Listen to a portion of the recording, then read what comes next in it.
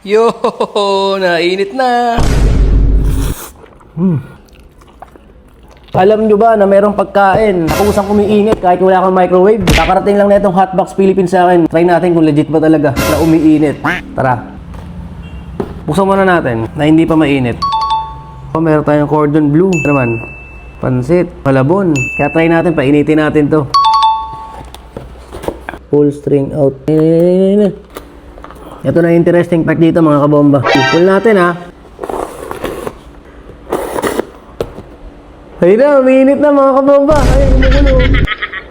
Hintay lang natin to mga 8 to 10 minutes. Tsaka natin bubuksan. A few moments later. Yo, nainit na. Ito yung sinasabi nilang self-heating food. So kahit saan pwede mo sandalin. Ayun, umuusok na oh. Grabe, ang init na. Ang minuto na ba? So guys, buksan na natin ang ating mahiwagang sapatos. Yun. Cordon bleu. Yun. Game. Wow.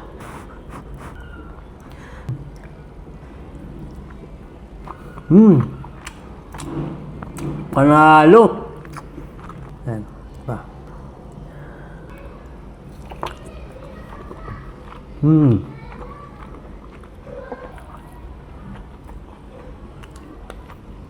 Oh, yung pansit malabon naman mga kabomba.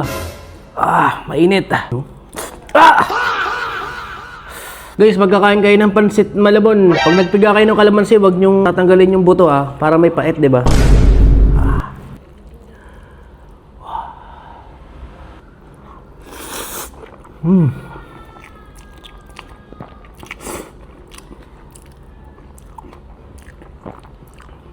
Sabi guys, hindi biro to, napaka-solid.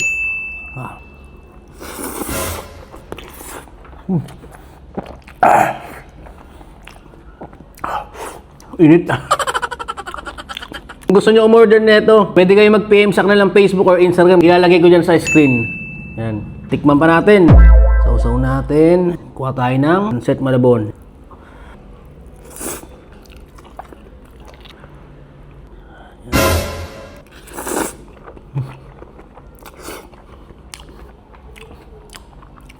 Yun mga kabomba, para sa mga gusto ng promo, pag-order kayo, gamitin nyo yung code ko, lalagay ko rin dyan, oh. Ayan, oh.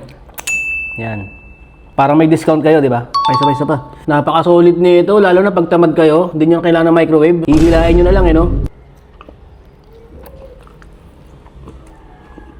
Palabok.